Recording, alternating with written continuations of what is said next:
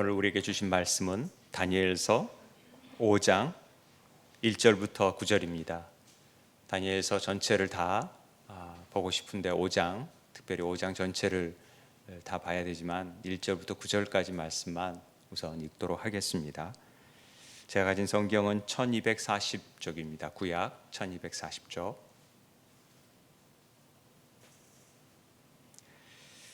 교독하겠습니다. 제가 먼저 읽겠습니다. 벨사살 왕이 그의 귀족 1000명을 위하여 큰 잔치를 베풀고 그 1000명 앞에서 술을 마시니라.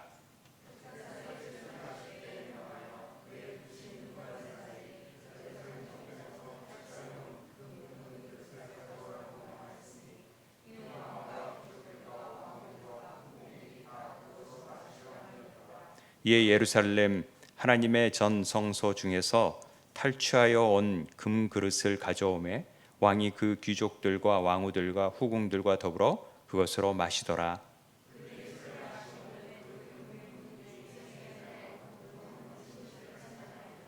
그때 사람의 손가락이 나타나서 왕궁 촛대 맞은편 석회벽에 글자를 쓰는데 왕이 그 글자 쓰는 손가락을 본지라.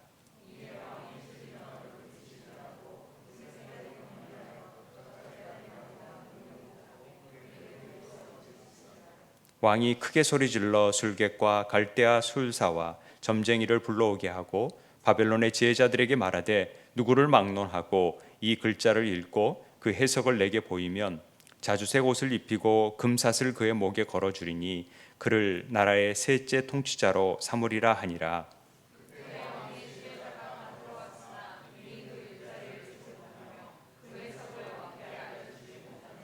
함께 읽겠습니다. 그러므로 벨사살 왕이 크게 번민하여 그의 얼굴빛이 변하였고 귀족들도 다 놀라니라. 아멘. 다니엘서 5장은 특별히 여러 장들 중에서 바벨론의 멸망에 관한 내용이 기록된 장입니다. 바벨론이라고 한다면 우리가 성경에서 자주 등장하는 나라입니다마는 그리고 상징적인 의미로 바벨론이 계시록에 망하였다라고 하듯이 바벨탑에서부터 끊임없이 많이 등장함에도 불구하고 잘 우리가 그 나라에 대해서 잘 모르는 부분이 많습니다. 그러나 갈대아 우르, 아브라함을 불러냈던 그 메소포타미아 지역에서 페르시아 까지 쭉 이렇게 연결되는 비옥한 초승달 지역을 온통 다 장악했던 대단히 광활한 영토를 가졌던 대제국이 바벨론 제국입니다. 다니엘서에서는 제가 이렇게 말씀을 전하려고 보니까 꽤 흥미롭고 또 우리의 가슴을 뛰게 하는 그런 장면들이 많이 나옵니다. 다니엘의 꿈을 풀어주는 것을 통해서 하나님의 그 역사하심을 바라보게 되고 또 우리가 잘 알다시피 다니엘의 세 친구들이 풀무불에 던져지는데 다 사람들이 막 타서 죽는데 다니엘의 세 친구 또 보이지 않는 한 사람이 나타남으로 인해서 그를 보호하잖아요. 그런 정말 놀라운 일들을 우리가 보게 되고 또 다니엘이 사자굴에 절하지 않으므로 사자굴에 던져지는데도 사자가 다니엘을 건들지 않고 다른 사람들은 모함했던 사람들은 전부 다 사자굴에 빠져서 죽게 되는 그런 장면이라든지 이런 것들은 우리 아이들도 너무나도 흥미롭게 읽고 재미있게 읽는 그런 본문이 아닌가 싶습니다. 그래서 다니엘을 간혹 유인전처럼 다니엘의 의미가 드러날 때가 참 많습니다만은 실제적으로 다니엘서는 하나님께서 이 역사를 주관하시고 섭리하시고 모든 일들이 하나님의 계획 속에 있다라는 것을 역사 가운데 구체적으로 다니엘의 환상을 통해서 그것을 드러내 보이시는 것이 다니엘서의 주 내용입니다. 결과적으로 악에 대한 궁극적인 하나님의 승리 그리고 이 역사를 주관하시는 분이 우리 하나님이시다라는 것을 우리에게 가르쳐 주시는 것이죠. 세상 사람들은 이 역사가 우연하게 그냥 시간이 흘러가면서 되어진 거라고 그렇게 배웠고 그렇게 알고 있습니다. 그러나 다니엘서에서는 이 역사의 세밀한 주관자, 왕을 세우시고 그 나라를 멸망하고 또 세우시는 것은 하나님이시다 있다라는 것을 분명하게 가르쳐 주고 있는 것입니다. 그러므로 우리들은 모든 것이 하나님의 계획 속에 있다라는 사실을 믿음으로 여기고 늘 이 역사에 능동적으로 참여할 수 있는 그런 삶을 살라는 것이 이 다니엘서를 통하여서 우리에게 주시는 메시지인 줄 믿습니다. 특별히 오늘 5장에서 사람의 손가락이 나타나서 벽에 글씨를 쓰는 장면도 우리가 너무나도 익히 알고 있는 장면을 통해서 우리에게 주시는 오늘의 메시지가 무엇인지를 함께 깨닫는 은혜가 있게 되길 바랍니다. 예전에 제가 다큐멘터리를 본 적이 있어요. EBS에서 3부작으로 다큐멘터리를 한 적이 있는데 그 다큐멘터리에서 보면은요 바벨론 제국이 나와요. 그런데 그 바벨론 제국이 나오는데 보시면 이 바벨론의 성이 수도예요. 그런데 그 성을 사면에 운하를 다 깊게 파가지고 절대 외적이 침입하지 못하게 만들었다라는 거죠. 그 바벨론의 그 터를 다 조사해 보니까 정말 천연의 요새뿐만 아니라 인공적인 요새로 다 만들어졌던 나라가 바벨론의 수도였었습니다. 그래서 영원한 제국이 이루어질 거라고 생각을 했습니다. 왜냐하면은 그 벽이 그 수로에서 벽을 보면은 그 삼중 수로에 보면은 이 화면이 나오는데 그 벽의 두께가 마차가 2대가 교차로 지나다닐 정도의 두께를 가진 그리고 높이도 굉장히 높은 그래서 그게 3중으로 되어 있는 성의 구조를 보면서 정말 이 나라를 누가 함락시킬 수 있을까 하는 그런 생각을 갖게 만듭니다. 그런데 오늘 5장에서 바벨론이 망하는 일들이 나타나는 장이 5장의 내용입니다. 이런 일들을 보면서 우리는 역사의 흐름, 이 역사를 주관하신 분이 누구냐라고 물어봤을 때 우리는 담대하게 하나님이십니다 라고 말할 수 있는 것입니다. 상상할 수 없는, 예측할 수 없는 세상에 많은 일들이 벌어지지만 누가 이 역사를 주관하고 계신다고요? 하나님이십니다. 그런데 우리는요 미국이 막 열강이 중국이 힘 있는 자들이 나라를 다스리고 막 정복하고 그러니까 그렇게 움직이고 있다라고 생각을 합니다만은 그들도 하나님이 천둥을 쳐버려 가지고 산불이 나게 하면 어쩔 수 없어요.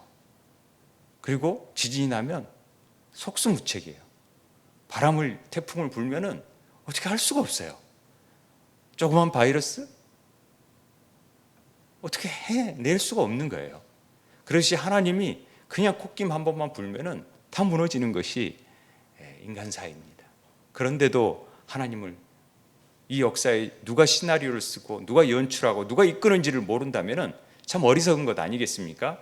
그런데 그 모든 역사를 이끄시는 분이 우리 아버지 하나님이십니다. 그걸 알라는 것이죠. 세상 사람들은 하나님이 천지를 창조하시고 섭리하시고 이끌어 가신다라는 것을 말해줘도 모르는 것입니다. 그런데 하나님은 그 모든 것들을 이끄시고 마침내 완성해 내시는 분이 우리 하나님이시다. 아멘이죠? 네, 그렇습니다. 세상의 것들은요 다 끝이 있습니다. 해 아래 새로운 것이 없습니다. 또 망하고 그 끝을 보게 되는데요, 그 끝이 오는 것을 어떻게 막을 수 있느냐, 또 끝이 왜 오느냐 하는 부분도 우리가 이 본문을 통해서 생각해 보아야 될 내용입니다. 오늘 1절에 보니까 벨사살 왕이 그의 귀족 1000명을 위하여 큰 잔치를 베풀고 그 1000명 앞에서 술을 마시니라 이렇게 되어 있습니다. 내일 일을 우리는 잘 모릅니다. 어떤 일이 일어날지. 우리가 이제 과거의 역사를 돌아보니까 어떤 일이 일어났는지 우리는 알잖아요. 그런데 지금 1000명 앞에서 술잔치를 베풀고 있는 그런 나라가 그날 멸망할지 아무도 예측을 못한다라는 것이죠. 그저 1000명의 잔치를 베풀고 술을 마시고 마지막 만찬이 아니에요. 마지막에 우리가 이렇게 지금 즐기자 이런 차원이 아니라 이들은 지금 신흥 강국으로 나타나는 바사 페르시아가 막 나라를 점령하고 그러면서 수도를 위협하고 있고 그런 상황 속에서도 봐라 우리는 끄떡없어 그러면서 귀족들 1000명을 이 1000명이라는 것은 많은 수라는 것이죠. 거의 다 모든 사람들을 불러가지고 지금 잔치를 베풀고 있다라고 보면 됩니다. 그리스 역사가 크세노폰에 의하면은 느부갓네살이 43년간 통치하면서 바벨론 제국을 이스라엘을 멸망시키고 바벨론 제국을 이룩하면서 그 비축해 놓은 물자들이 20년을 써도 끄떡없을 정도로 성에 가득했다라고 합니다. 그러니까 뭐 2년 포위 당하고 뭐 남들이 위협한다 그래도 끄떡없다. 아무리 해봐라. 우리는 안전하다. 이런 마음으로 탁 이렇게 술자리를 베풀었다라는 것입니다. 이 벨사살 왕이 누구냐? 어떤 왕이냐? 하는 문제가 우리는 한번 생각해 봐야 될 문제인데요. 벨사살 왕의 전 1장부터 4장까지는 누구 얘기가 나오냐면 느부갓네살 왕의 얘기가 나옵니다. 두 번의 꿈을 통하여서 다니엘이 이 꿈을 해석해 줬던 왕이죠. 그 사람이 이렇게 꿈을 통해서 야, 다니엘의 하나님이 어떤 하나님인가? 다니엘서 2장 47절에 보면은 야, 너희 하나님은 진짜 참으로 모든 신들 중에 신이구나. 모든 왕의 주제자시고 내가 능히 이 은밀한 것을 알고 나타내 보이니까 네 하나님은 정말 은밀한 것을 나타내시는 분이시다라고 고백하는 겁니다. 누가요? 느부갓네살 왕이. 이스라엘을 멸망시켰던 왕이 이렇게 고백하는 거예요. 그리고 풀무풀에서 세 사람이 구현해내는 것을 보고 야, 하나님 진짜 짱이네. 다니엘서 3장 28절에 느부갓네살 왕이 이렇게 말합니다. 야, 사드락 메삭 아벳느고의 하나님을 내가 찬양한다. 그가 천사들을 보내서 야 이렇게 구원해주고 하나님밖에는 다른 신을 섬기지 않도록 그렇게 절하지 아니한 종들을 야 구원하는 하나님이다. 하나님 진짜 정말 너희 하나님 멋진 하나님이고 진짜 참 하나님이시네. 이런 신앙 고백을 하는 것입니다. 그리고 두 번째 꿈을 해석하자 어떤 얘기를 하는 겁니까? 다니엘서 4장 37절에 보면은 지금 나 느부갓네살은 하늘의 왕을 찬양하며 칭송하며 경배하노니 그 일이 다 진실하고 그의 행하심이 의로우심으로 교만하게 행하는 자를 그가 능히 낮추심이라. 그 느부갓네살은 굉장히 잔인하고 또 악독한 왕으로 알려져 있지만 그가 이런 신앙 고백을 했다라는 거죠. 다니엘을 통하여서 하나님의 하나님 되심을 드러내니까 이런 고백을 안 할 수가 없는 것입니다. 하나님이 최고구나. 진짜 신 중에 신이구나. 그 앞에 진짜 겸손하게 행할 수밖에 없겠구나. 이런 일을 고백하는 것입니다. 그런데 5장에 넘어와서 이 벨사살 왕, 이 4장과 5장의 간격은 실제로 우리가 그냥 바로 이렇게 성경에 보여줬지만 실제적으로는 23년간의 시간적인 차이가 있습니다. 그것을 우리가 좀 염두에 둘 필요가 있는데요. 그 벨사살 왕은 막 술을 먹고 잔치를 베풀고 그러다가 2절에 술을 마실 때 명하여 그의 부친 느부갓네살, 이 부친이라는 말은 아버지라는 뜻이잖아요. 근데 느부갓네살이 아버지인가? 그런데 역사적으로 보면은요, 절대 느부갓네살의 아들은 에월무르닥 왕이라는 왕이지 절대 왕이 아닙니다. 그래서 이 표를 보시면은 이 신바벨론 왕들을 보면은요, 이 느부갓네살 바로 밑에 이 에월무르닥 왕이 있고 그 밑에 이제 왕이 신쪽으로는 없어서 사위가 왕이 되는데 그 사위 왕이 누구냐? 바로 나보니두스라는 왕이 되어지는 것이죠. 그런데 이 나보니두스 때 바벨론이 멸망하게 됩니다. 뭐 그 전에 또 사위인 왕들이 몇몇 왕들이 있었지만은 교차돼서 그 기간 동안에 이 나보니두스 때 결국은 바벨론이 멸망하게 되는데 역사책에는 그렇게 되어 있는데 성경에는 왜 벨사살 왕이 돼 있냐 이렇게 의문을 제기한 사람들이 있었습니다. 성경은 오류다. 벨사살이라는 것은 역사에 기록되지 않았다. 이거 성경이 헛구구 지어낸 얘기다라는 얘기를 하기 시작합니다. 그런데 1854년에 한 영국 영사 또 독일 사람들이 고고학적인 발견을 이 갈대아 우루 지역에서 그 달의 신전을 섬기던 그런 탑 안에서 많은 유물들을 발견하기 시작합니다. 그리고 그 유물들이 발견을 하면서 하나하나 발견을 하게 되는데, 그 유물들을 발견하면서 하나하나 그 글자에 써져 있는 내용들을 보기 시작합니다. 그런데 아주 특이한 장면이 나오죠. 여러 발굴 사진들이 그 다음에도 나오는데, 그래서 이렇게 많은 발굴들을 통해서 이제 하나하나 바벨론의 역사가 밝혀지기 시작하는데, 어떤 글이 있었냐면요, 그 정방향의 글씨 가운데 나보니두스와 그 큰아들의 건강과 장수를 비는 글의 내용이 나타나기 시작했습니다. 그 글에는 바벨론 왕인 나 곧 나보니두스가 당신께 죄를 짓지 않도록 해주소서, 그리고 나의 장남이며 사랑하는 아들인 벨사살의 마음에 당신에 대한 경외심이 있게 하소서. 이게 점토 기둥에서 발견된 글이에요. 그러니까 여기에 처음으로 벨사살이란 말이 나오기 시작합니다. 그러니까 나보니두스가 왕위를 실제적으로 벨사살에게 물려주진 않았지만 그의 장남이 벨사살이었구나 라고 아는 것이죠. 그래서 역사책에는 나보니두스가 되었지만은, 나보니두스라는 사람은 왕의 통치보다도 늘 아라비아 쪽으로 10년을 머물고 주로 야외 막 밖에 나가서 전쟁을 하거나 신에 관해서 연구를 하거나 막 그랬던 왕입니다. 여행을 즐겨 했던 왕이에요.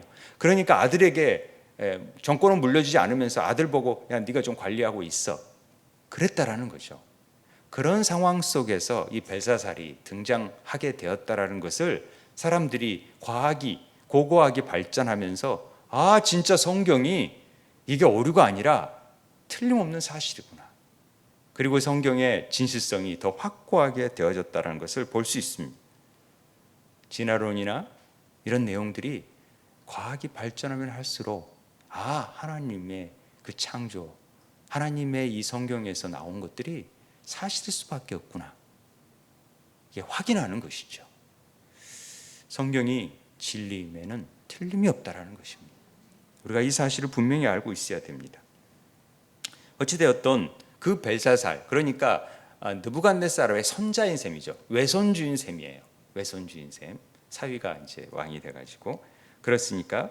그럼 22절에 보니까요. 22절에 보면은 5장 20절 우리가 읽지 않은 이사를 벨사살이여, 다니엘이 그 말을 풀이하면서 하는 내용입니다. 그의 아들 가문에 그러니까 그의 아들 되어서 이것을 다 알고도 아직도 마음을 낮추지 아니하고라는 단어가 나와요. 그런데 느부갓네살이 했던 신앙 고백들 있잖아요. 하나님이 진짜 참 하나님이고 진짜 하나님이 최고다라고 고백했던 것들 벨사살이 많이 들어왔다는 거죠. 할아버지가 했던 말들을. 그러니까 이걸 다 알아요.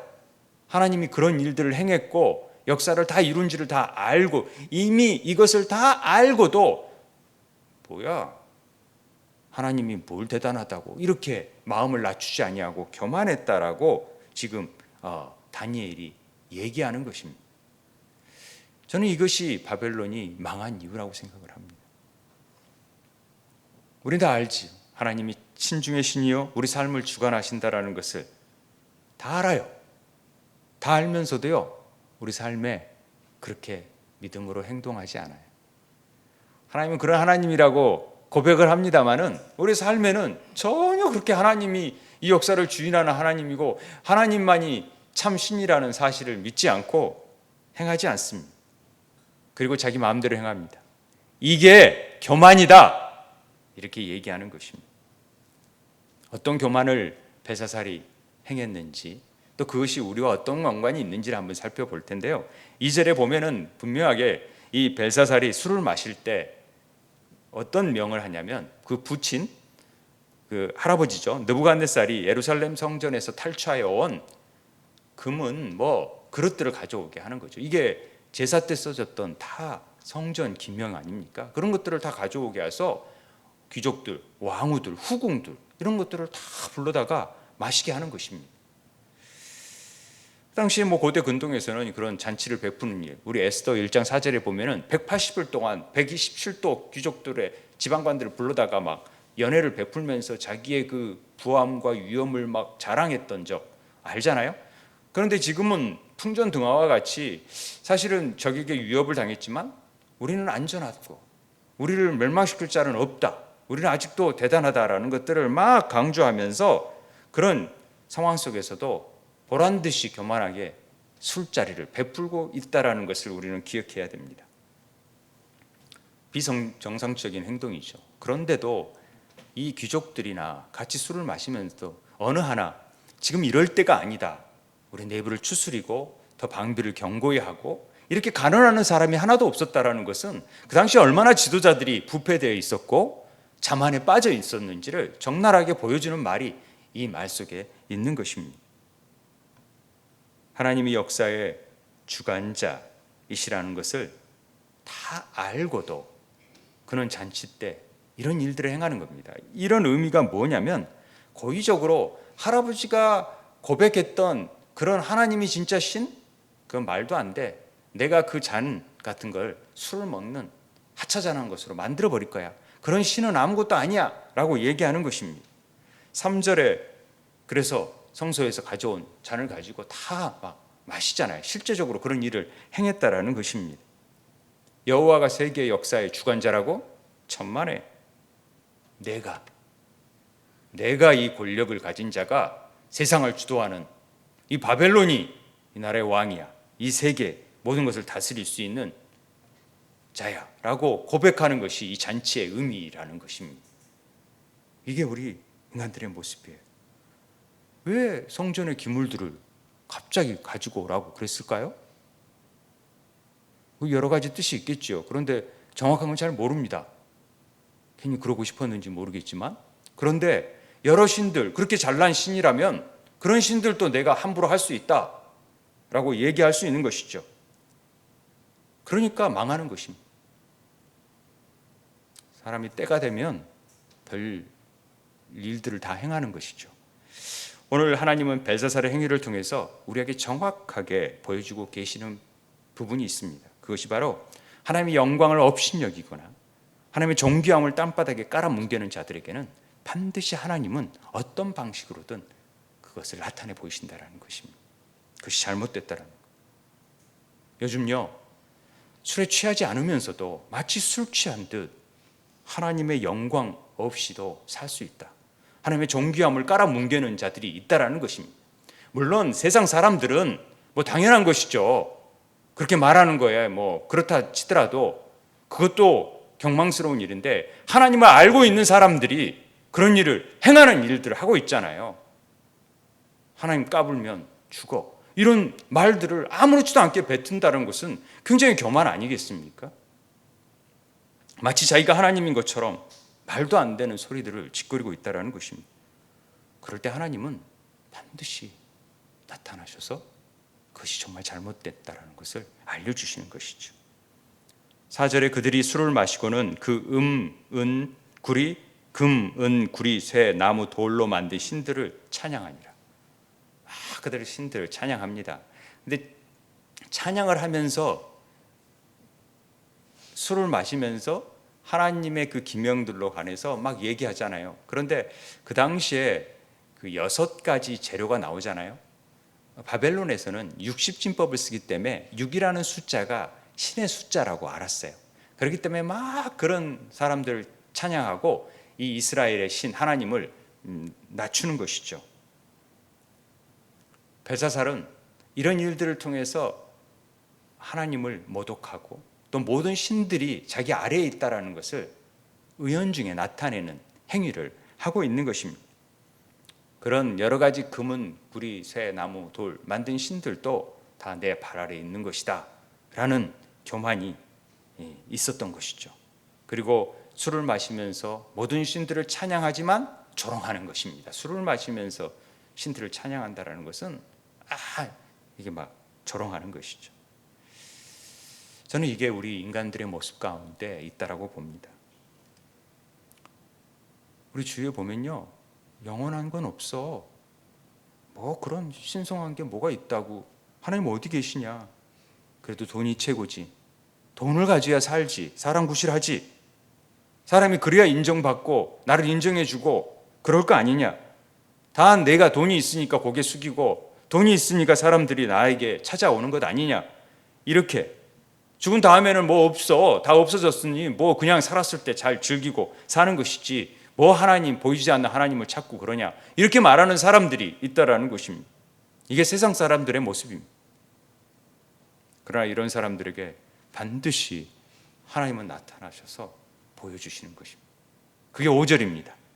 5절에 그렇게 잔치를 베풀고 있들 그때 사람의 손가락들이 나타나는 거예요. 사람의 손가락들이 나타나가지고 왕궁 촛대 맞은편 석회벽에 글자를 쓰는데 왕이 그 글자 쓰는 손가락을 유독 눈에 들어오게 보는 것입니다. 아니 촛대 맞은편에 있으니까 당연히 들어오는 거죠. 제가 람브란테의 그림을 굉장히 좋아하는데 그 람브란테의 그림 중에 다니엘의 그림이 있습니다.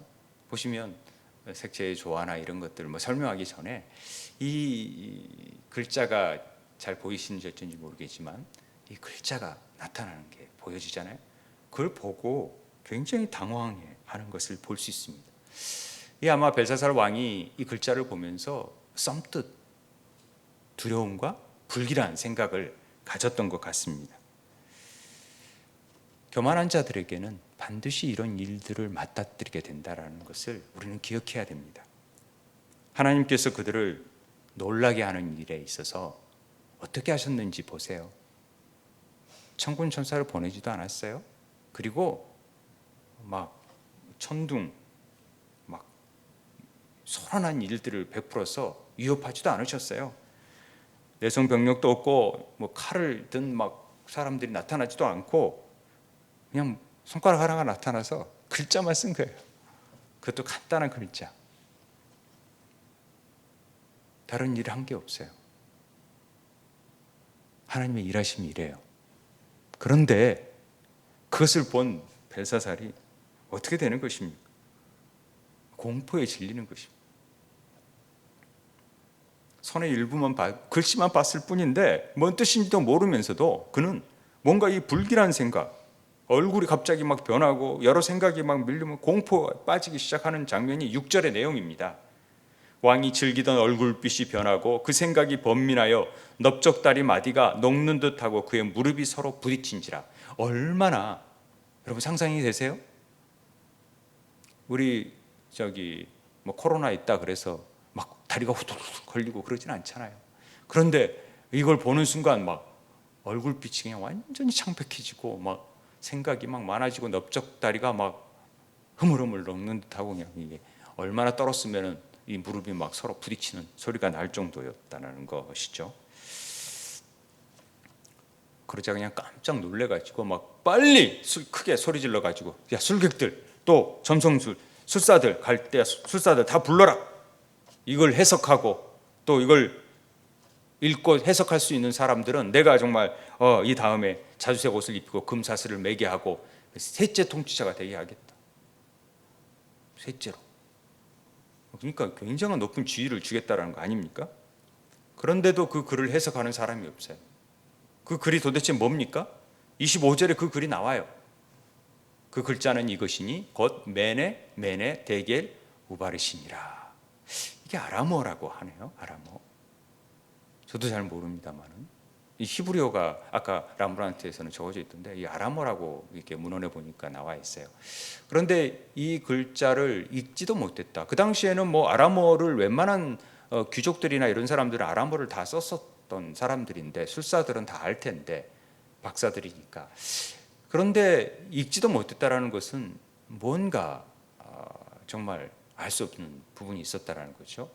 그런데 이걸 다니엘이 알게 되는 것 아닙니까? 왕비가 다니엘을 추천합니다. 왕비는 여기 말하는 태우를 얘기합니다. 즉 벨사살의 어머니라고 볼 수 있어요. 왜냐하면 왕비가 일찍 죽었거든요. 그러니까 그렇게 보는 역사학자들이 많은데 어찌됐든 그가 느부갓네살 때 명철과 지혜와 총명이 있었던 한 사람이 있는데 그게 다니엘이다. 그 다니엘이 마음이 민첩하고 지식과 총명이 있어서 꿈을 능히 해석하고 그 은밀한 일을 말하는 사람이 있는데 그가 풀 수 있을 것이다. 그를 부르라. 추천하는 것입니다. 그래서 다니엘이 등장하게 되는 것이죠. 그리고 다니엘은 이 손가락의 글자와 그 해석을 즉시로 하게 됩니다. 다니엘 5장 22절 23절의 내용이죠. 벨사살 왕이여, 왕은 그의 아들이 되어서 이것을 다 알고도 아직도 마음을 낮추지 아니하고, 그러니까 그 앞에 여러 가지 느부갓네살 왕이나 또 이렇게 교만히 행한 것을 다 알고도 마음을 낮추지 아니하고 도리어 자신을 하늘의 주제보다 높이고 그의 성전 그릇을 왕 앞으로 가져다가 왕과 귀족들과 왕후 다 술 마시고 왕을 보지도 듣지도 알지도 못하는 금은 구리 이런 신상들 찬양하고 도리어 왕의 호흡을 주장하시고 왕의 모든 길을 작정하시는 하나님께는 영광을 돌리지 아니하는지라 이렇게 고백합니다. 그리고 그 글의 해석을 설명하는 것이죠. 그 글자는 이럽니다. 25절, 26절, 27절, 28절까지가 그 내용을 설명하는 거예요. 메네 메네 데겔 우바르시. 이 메네는 하나님이 왕의 나라의 시대를 세워서 그것을 끝나게 하셨다. 그리고 이 데겔은 왕의 저울을 달아보니 부족함이 보였다. 베레스는 나누어져서 메대와 바사 사람들에게 다 줘버렸다. 이 아람어의 메네는 세어진 계산된 이란 뜻의 어떤 수동 분사형 명사라고 합니다. 그래서 세대 혹은 연대를 계산한다는 뜻이거든요.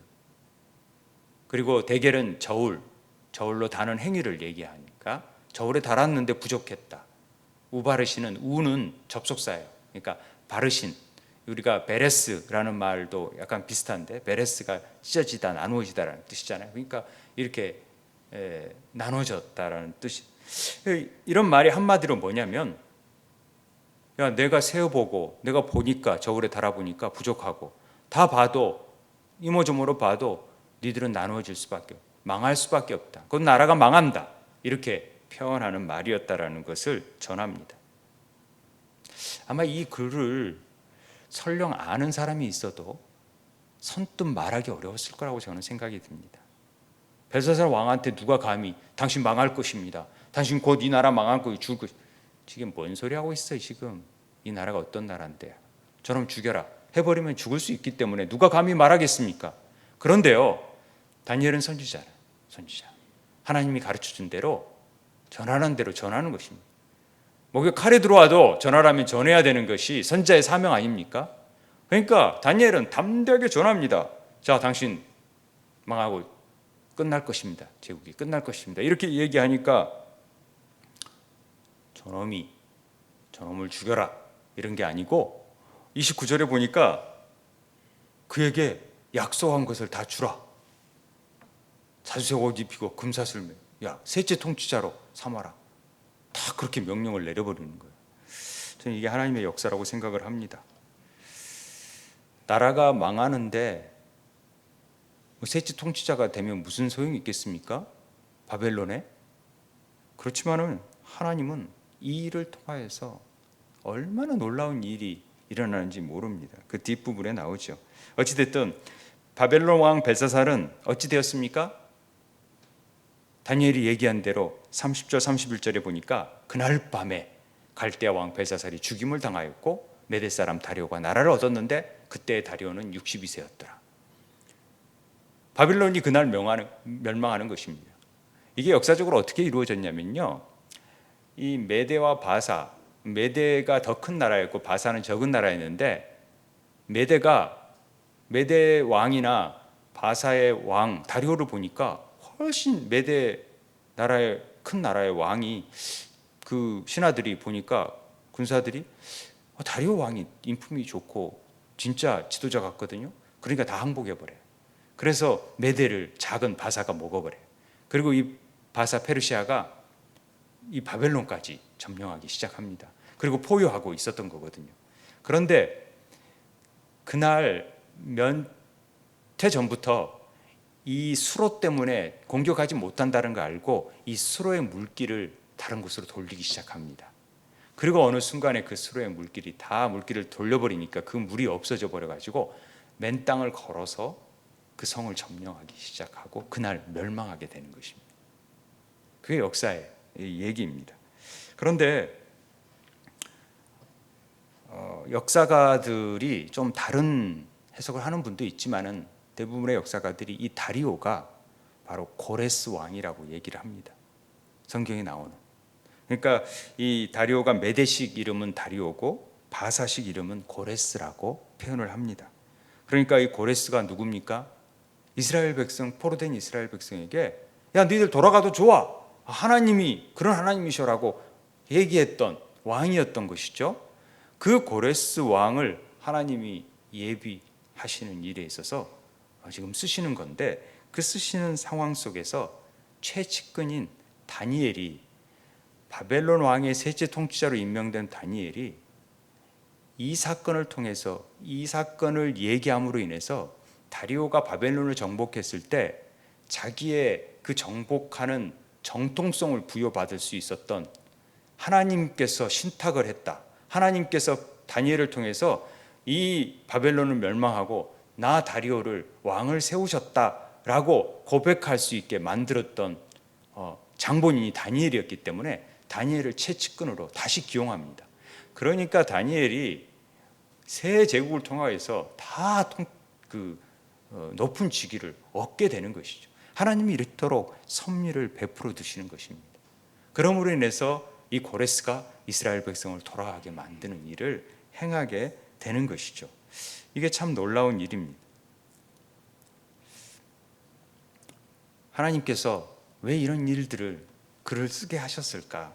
참 이런 생각을 하잖아요. 우리가 바벨론이 어떻게 망했냐? 이렇게 봤을 때 호랑방탕하게 이렇게 막 나라에 신경 안 쓰고 그러니까 망했겠지 이렇게 생각할 수 있습니다. 그런데 하나님은 이 역사에 손가락이 나타나서 글을 쓰게 하는 일들을 해석하게 하는 다니엘을 통해서 하나님께서 이 일을 굳이 집어넣으시고 길게 5장을 설명하면서 이 역사의 주관자가 누구인지를 지금 설명하시는 이유를 우리가 알아야 된다는 것입니다. 이 다음에 일어날 왕이 누구인지, 그리고 그 역사를 이루는 일에 하나님의 사람 다니엘이 쓰여졌고, 그리고 그 일들을 이루어가는 일들이 지금 어찌 보면 동화 같은 얘기 같고 괴기스러운 얘기 같고 또 한편으로는 공포영화 같지만 이야기가 다니엘 5장에서 등장할 수밖에 없게끔 만든 것입니다. 그래서 하나님이 다리오에게 이스라엘 백성에 돌아갈 마음을 주셨던 결정적인 계기가 된 사건이 바로 이 사건이었다라는 것을 짚고 넘어가는 것입니다. 지금 우리는 역사의 주인이 누구인가를 분명하게 깨달으라고 들려주시는 음성을 들을 줄 알아야 되는 것입니다. 하나님이 세밀하게 간섭하시는 것입니다. 왕을 세우기도 하시고 패하기도 하시고 한 나라를 세우기도 하시고 한 나라를 멸망시키는 것은 하나님의 콧김 하나면 가능하다는 것입니다. 순식간이면 없어질 수 있습니다. 그런데 인간들은 교만하고 자만하여져서 천년만년을 누릴 것처럼 살아가는 거 아닙니까? 우리의 삶이 어떻습니까? 한 나라를 이렇게 하나님이 세밀하게 세우시고 그 일을 이루시기 위해서 한다면 우리의 삶 자체도 하나님이 그냥 두고 보시겠습니까? 절대 그럴 수 없다라는 것입니다. 우리의 삶 하나하나도 깊이 개입되어 있다라는 것입니다. 우리 삶의 일들이 한 나라가 멸망하는 그런 거대한 일들하고는 비교할 수는 없겠지요.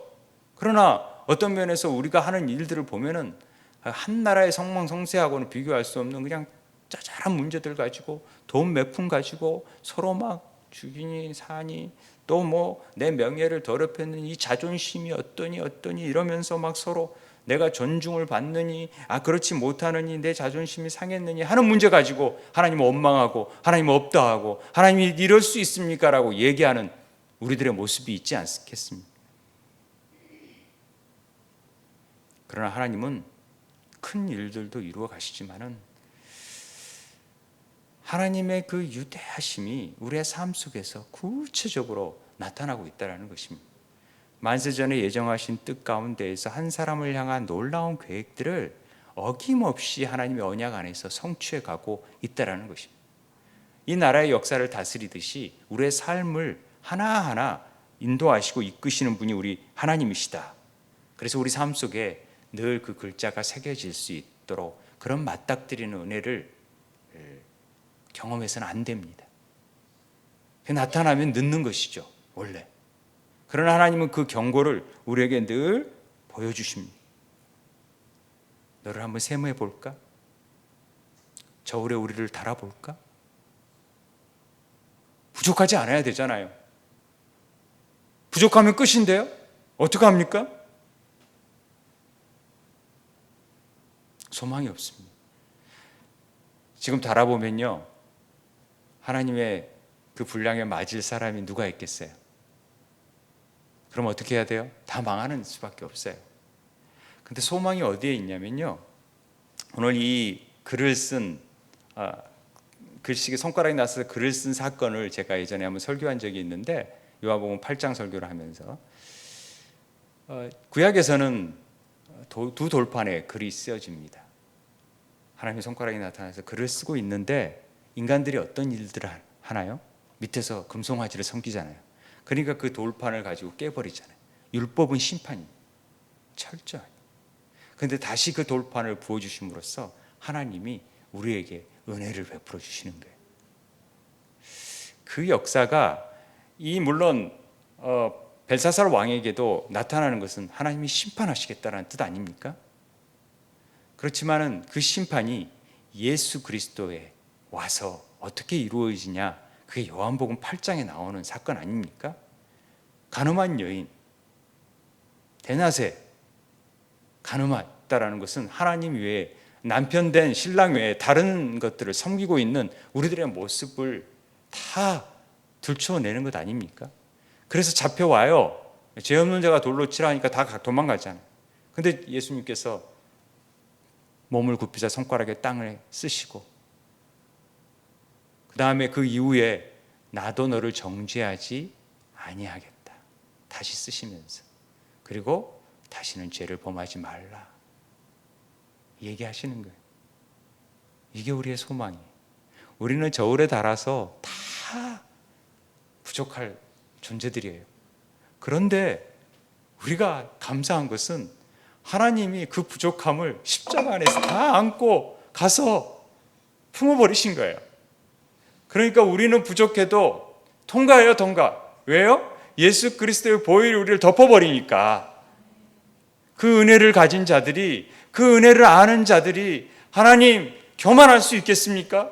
하나님, 나 같은 자가, 부족한 자가 주의 은혜 가운데 살아가니 얼마나 감사한지. 그래서 또다시 죄를 범합니까? 그럴 수 없다라는 것이죠. 하나님의 은혜를 알면은. 그래서 죄를 범하지 아니하고 하나님 앞에 감사하면서 겸손히 주님 앞에 나아갈 수밖에 없는 자가 되어지는 것입니다. 어찌 교만할 수 있어요? 하나님의 은혜를 아는 자들은 교만할 수 없는 것이죠.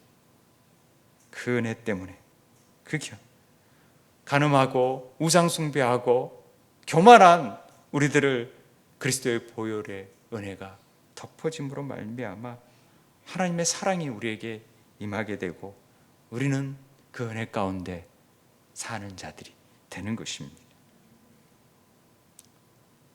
벨사살 왕의 사건을 통하여서 하나님이 이 다니엘은 뜨인 돌, 또 예수 그리스도를 예표하는 상징들을 환상 가운데 다 보여주시잖아요. 이게 우리의 소망이에요. 하나님이 역사를 주관하시면서 부족한 자들에게 여전히 하나님의 그 은혜가 임하고, 그 글씨, 성경 말씀이 육신이 되어 오신 예수 그리스도를 통하여서 늘 우리의 삶을 하나님께로 나아갈 수 있게 만드는 은혜가 있다는 것을 잊지 마시고 겸손히 하나님 앞에 오늘도 나아가는 은혜를 누리는 우리 새우 매치들 되기를 바랍니다. 우리 한번 기도하겠습니다. 하나님, 오늘 말씀을 통해서 보니 여전히